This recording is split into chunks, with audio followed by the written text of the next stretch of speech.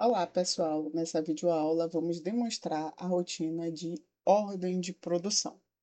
Para acessar a rotina de ordem de produção, você precisa acessar Produção, Ordem de Produção.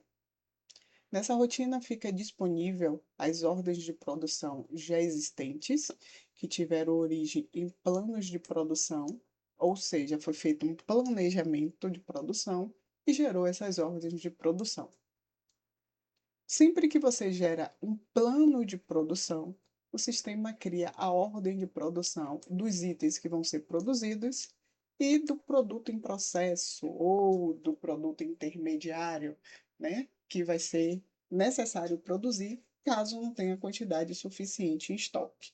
Então, no momento em que você cria um plano de produção, como no exemplo que vou demonstrar agora, esse plano de produção teste-teste, foi feito para produzir os itens 10 e 11. O sistema gerou a ordem de produção teste-teste para os itens 10 e 11, mas identificou que o item 13 faz parte da composição desses produtos, faz parte dessa composição do produto, e identificou que não tinha quantidade suficiente desse item. Automaticamente ele criou uma ordem de produção para esse item, tá? Então, quando ele identifica que a quantidade que tem disponível no estoque para produzir determinado item não é suficiente, ele automaticamente vai criar a ordem de produção. Então, por exemplo, o item 10, ele precisa de uma quantidade de mechas, ele tem um consumo de mechas, que é um consumo de 17,94. Nós vamos produzir 10 mechas, então, para realizar, ele precisa de esse consumo multiplicado por 10. Ele vai somar todas as ordens de produção que precisa desse item e vai gerar uma ordem de produção do total, automaticamente, tá? Então, quando você utiliza a rotina de plano de produção, o interessante é que você pode automaticamente informar, né? Ele pode trazer a quantidade necessária de produto em processo. Para registrar uma ordem de produção que já consta no sistema, que veio de um plano de produção, você vai clicar em Mostrar. Quando você clica em Mostrar, você tem a opção de modificar alguns dados, como você pode modificar o ID do item, você pode informar a unidade de produção, você pode e deve marcar gerar consumo nas situações que vai ocorrer o consumo da matéria-prima, o consumo do insumo.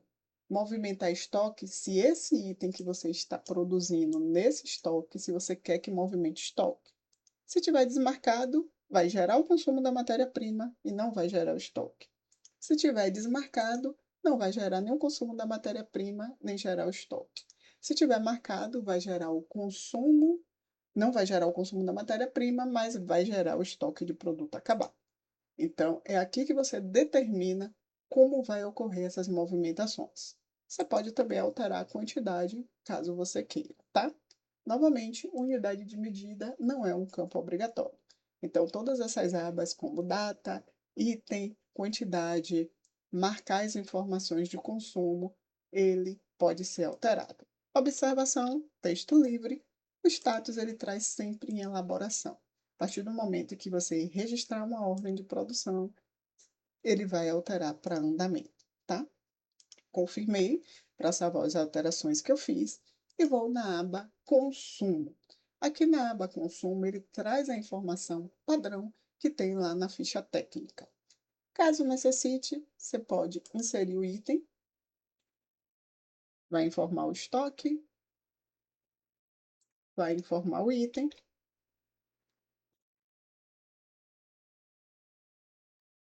e a quantidade que irá consumir. Caso necessite, não necessite, não é obrigatório. Você pode excluir itens ou você pode alterar itens. Eu posso, por exemplo, alterar o consumo do saco branco. Então, posso dizer que o consumo para essa ordem de produção é de 1,100. Essa alteração irá ocorrer, basicamente, nessa ordem de produção. A ficha técnica padrão permanece inalterada.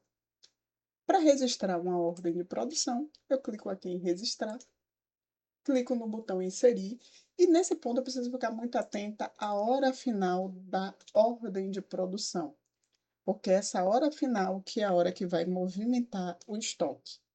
Pode ser retroativo, eu posso botar com a data de ontem, o sistema não vai causar nenhum impacto. Eu posso registrar com horário retroativo, o sistema não vai causar nenhum impacto. Eu posso gerar com a data para frente. O que é que a gente precisa ter cuidado? A movimentação de estoque vai ocorrer nessa data e hora de término. Parada não é obrigatório, só informa se tiver controle de parada.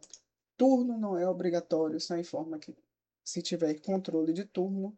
Unidade e capacidade da máquina também, operador também, não é obrigatório. Se não informar esses dados, o sistema vai realizar as movimentações de estoque normalmente. Então, vou botar aqui que eu produzi uma quantidade de 5.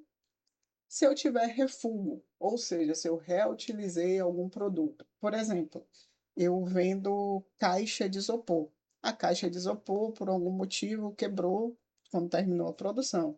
Então, eu vou triturar aquela caixa e fazer a placa de isopor. Estou fazendo um refugo, tá? Caso tenha, informa. Caso não tenha, não é obrigatório. Se tiver perda do produto, informa aqui. E qualidade, caso tenha controle de qualidade. Caso não tenha, também não é obrigatório. Observação, texto livre. Confirmo. O que eu fiz nesse primeiro momento? Eu informei o que eu produzi deste item aqui, que é o item que eu estou produzindo, do item 10 no estoque 3. Só que esse item, ele tem consumos de matéria-prima. Então, eu preciso dizer o consumo de matéria-prima. Então, eu clico aqui em consumo, ele vai trazer a ficha técnica que consta nessa ordem de produção, sendo que eu posso editar a quantidade, informar perda, caso tenha perda de uma determinada matéria-prima. Exemplo, eu tive perda dessa cantoneira, então posso informar aqui a quantidade de perda da cantoneira e se teve alteração no consumo. Feito isso, clico em gerar consumo, ele vai apresentar a mensagem informando que alguns itens desse, não têm saldo suficiente. Como está habilitado estoque negativo, irá ocorrer a movimentação de estoque negativa. Caso não tivesse habilitado, não ia poder dar continuidade. Mas, nesse caso, ele está informando. Não tem estoque, vai ocorrer a quantidade negativa e você pode prosseguir, tá? Então, eu preciso entender que o ideal é que eu tenha saldo suficiente no estoque para gerar aquele consumo.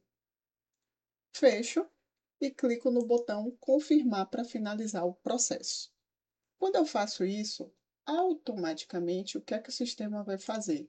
O sistema vai realizar a movimentação de estoque referente a esses itens. Se eu for em extrato, estoque, extrato movimentação, extrato de estoque, empresa 12, com a data de hoje. Vou colocar o horário mais próximo à ordem de produção, tá? 12 horas, que é a hora final. Então, se eu colocar aqui, ó, das 11h40 até as 12 horas de hoje, 23 horas, nós vamos identificar que o sistema vai fazer aquela movimentação de saída e de entrada de estoque conforme eu lancei. Agora são 11h59, mas a movimentação de estoque ocorreu 12 horas. Então, teve uma entrada de produção de 5 e uma perda de 1. Significa que, se eu for emitir a nota às 11h59, eu não vou ter esse item em estoque. A nota tem que ser emitida com data de emissão e de saída a partir das 12 horas, que é a data e hora que ocorreu a movimentação de estoque, tá? Então, você tinha uma quantidade de 103, deu uma entrada de 5, ficou com 108, teve uma perda de 1, ficou com 107. Os itens que foram informados que não tinham saldo, ele automaticamente teve uma movimentação negativa. Então, você tinha uma quantidade de 3, teve um consumo de 5,50, ficou com menos 8,500. Então, automaticamente, o sistema faz a movimentação de estoque de acordo com a data e hora que foi feita essa ordem de produção, tá? Caso você não tenha o planejamento, não queira realizar o planejamento, pode ser feito o processo manual de ordem de produção. Eu posso clicar aqui em inserir, posso atrelar um plano de produção já existente, caso eu queira, caso não queira, não é obrigado. Posso alterar a data e hora para uma data e hora retroativo ou posteriormente. Informo a empresa, informo o estoque, informo o item. Unidade, capacidade da máquina, como informei anteriormente, não é obrigatório. Vou informar o consumo, caso eu queira essa opção de consumo. Vou manter no status de elaborado, como eu já disse, na hora que informar a ordem de produção, ele automaticamente vai mudar para andamento. E confirmo. Então, eu criei uma ordem de produção que não tem origem no plano de produção, tanto que as informações de plano de produção não são preenchidas. Quando eu crio essa ordem de produção, ele automaticamente vai trazer o consumo, né? A ficha técnica, a formulação que tem lá cadastrada. Mesma coisa, caso eu queira alterar, caso eu queira inserir, pode ser alterado sem problema algum. No momento que eu registrar a ordem de produção, ele vai fazer aquela movimentação de ordem de produção, conforme eu registrei e mostrei há pouco. Caso queira, pode ser feito o registro de várias ordens de produção de uma única vez. O que é que a gente precisa tomar cuidado com esse registro de várias ordens de produção de uma única vez? Porque se eu selecionar aqui, ó, mais de uma ordem de produção e clicar em baixar o pace, não tenho como informar perda, não tenho como informar data, não tenho como informar a hora, nada. Ele vai baixar, vai executar o processo de ordem de produção, vai movimentar o estoque com aquela data e hora da máquina. Então, se eu clicar aqui, automaticamente ele vai perguntar se deseja baixar realmente as ordens de produção. Eu vou dizer que sim. Ele finaliza o processo, coloca com status de concluída, faz a ordem de produção do total que consta naquela data e hora da máquina, informando o operador, o usuário que está conectado, realizando o processo. Então, não permite informar perda, não permite informar nada, nem permite excluir, tá? Ele fecha com aquela data e hora de produção. Então, baixar várias ordens de produção de uma única vez é bom ter um certo controle, porque pode gerar problemas depois, tá? Nós podemos também concluir uma ordem de produção. Por exemplo, essa ordem de produção aqui, 27, ela está em andamento, porque estava previsto 10, foi feito 5, está faltando 5. Mas é importante finalizar o processo de produção, caso não vá realizar mais a produção. Por quê? Por causa do bloco K. Então, tem aqui essa ordem de produção que eu já fiz, comecei o processo, ele mudou automaticamente para andamento. Eu vou dar uma parada nela, eu boto para o status de parada. Mas, por algum motivo, eu não quero mais produzir, eu desisti e não vou mais produzir. Obrigatoriamente, ele tem que ir para o status de concluído. Por que ele precisa ir para o status de concluído? Por causa do bloco K do SPED. Então, mesmo que o previsto não esteja de acordo com o realizado, precisa-se concluir a ordem de produção, caso não vá dar continuidade a ela. Ela não pode ficar nem em andamento, nem em elaboração. Tem que ir para o status de concluído por causa do bloco K. Então, é uma informação que é obrigatória neste caso. Aqui temos mais ou menos um formulário, tá? Que você pode selecionar, por exemplo, as minhas OPs concluídas, as minhas OPs em andamento. Eu posso também utilizar o filtro pelo previsto, pelo realizado, por item, por estoque, por empresa, e posso emitir os relatórios tanto em Excel como em PDF, tá?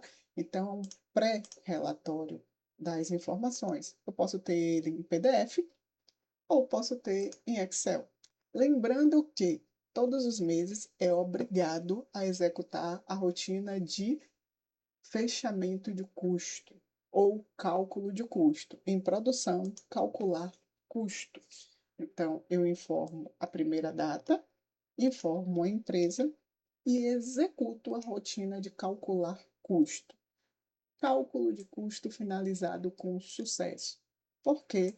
Porque o custo de produção, o custo fiscal de produção, precisa ser gerado, que é o custo, que é o valor do produto, o valor das matérias-primas, abatendo os créditos de impostos devidos. Então, o custo de produção precisa ser executada a rotina todos os meses para que automaticamente o sistema possa gerar o custo de produção, que aí depende de fatores das entradas de nota, que depende se for realizar distribuição de custo, que é uma outra videoaula, para que o sistema possa gerar esse custo aqui de produção. Então, esse custo de produção é montado a partir das notas, a partir dos créditos dos impostos e também da distribuição de custo. Ok? Obrigada e até a próxima videoaula.